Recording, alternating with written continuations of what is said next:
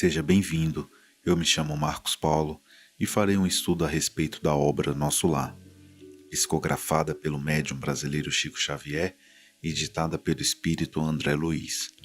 O romance foi publicado em 1944, é um clássico da literatura espírita brasileira e versa sobre os primeiros anos da vida do médico André Luiz, após a sua desencarnação na colônia Nosso Lar. A obra está dividida em 40 capítulos e neste vídeo comentarei sobre o 21º capítulo, intitulado Continuando a Palestra. Neste capítulo, André ainda está na presença de Dona Laura e, como ele era um neófito, decidiu conversar com a nobre matrona. André então resolveu perguntar como se encara o problema da propriedade na colônia. Esta casa, por exemplo, pertence-lhe? Ela sorriu e esclareceu. Tal como se dá na terra, a propriedade aqui é relativa. Nossas aquisições são feitas à base de horas de trabalho. O bônus hora, no fundo, é o nosso dinheiro. Quaisquer utilidades são adquiridas com esses cupons, obtidos por nós mesmos, à custa de esforço e dedicação.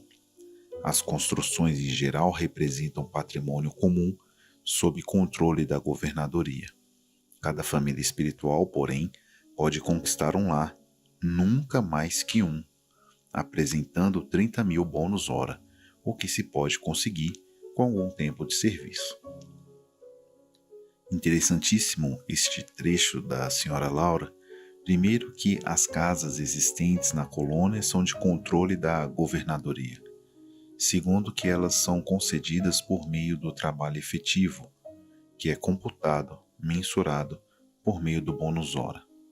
E terceiro, a família espiritual pode adquirir somente um lar, diferente do que ocorre por aqui, no plano terrestre, em que as pessoas estão preocupadas em adquirir mais e mais e brigam ferozmente pelo patrimônio.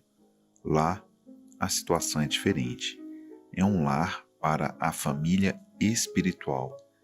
Lembrando sempre que na passagem de O Evangelho segundo o Espiritismo, capítulo 14, a parentela corporal e a parentela espiritual, há uma diferenciação entre estas duas categorias. As famílias, pelos laços espirituais, se fortalecem pela purificação e se perpetuam no mundo dos espíritos, através de várias migrações da alma.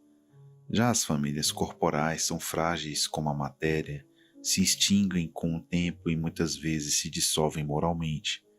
Assim, no caso de Nosso Lar, as casas são abrigadas por famílias espirituais, ou seja, pessoas que são afins. Posteriormente, André ficou intrigado com o assunto das encarnações pregressas e quis saber detalhes com Dona Laura. Disse ele: Senhora Laura, permita por obséquio uma parte. Perdoe a curiosidade, no entanto, até agora ainda não pude conhecer mais detidamente o que se relaciona com meu passado espiritual. Não estou isento dos laços físicos? Não atravessei o rio da morte? A senhora recordou o passado logo após sua vinda ou esperou o concurso do tempo? Esperei-o, replicou sorridente. Antes de tudo, é indispensável nos despojarmos das impressões físicas. As escamas da inferioridade são muito fortes. É preciso grande equilíbrio para podermos recordar, edificando. Em geral, todos temos erros clamorosos nos ciclos da vida eterna. Quem lembra o crime cometido costuma considerar-se o mais desventurado do universo, e quem recorda o crime de que foi vítima considera-se em conta de infeliz do mesmo modo. Portanto, somente a alma muito segura de si recebe tais atributos como realização espontânea. As demais são devidamente controladas no domínio das reminiscências e, se tentam burlar este dispositivo da lei, não raro tendem ao desequilíbrio e à loucura. Mais adiante, Andréia questiona se ela se recordou do passado de maneira natural, e ela disse: quando se me aclarou a visão interior, as lembranças vagas me causavam perturbações de vulto.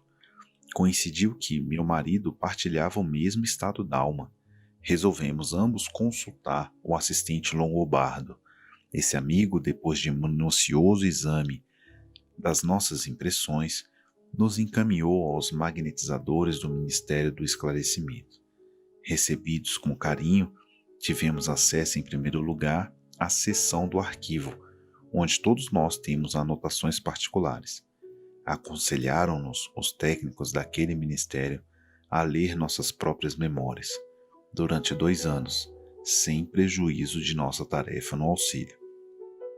Abrangendo o período de 3 séculos, o serviço de recordações não nos permitiu a leitura de fases anteriores, declarando-nos incapazes de suportar as lembranças correspondentes a outras épocas. E bastou a leitura para se sentisse na posse das reminiscências? Perguntou André. Não, a leitura apenas informa.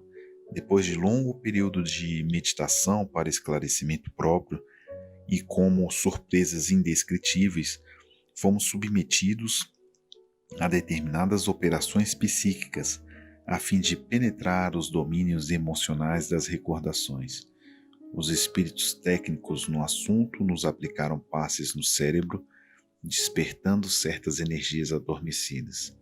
Ricardo e eu ficamos, então, senhores de 300 anos de memória integral. Compreendemos, então, quão grande é ainda o nosso débito para com as organizações do planeta. Extremamente relevante essa elucidação de Dona Laura. Primeiro que, para recordar, há que se desvencilhar dos atavismos terrestres. Segundo que o processo é delicado e deve ter um fim útil. As recordações podem ocorrer de maneira natural, mas sempre sob a supervisão de mentores extremamente competentes para que os espíritos não fiquem perturbados.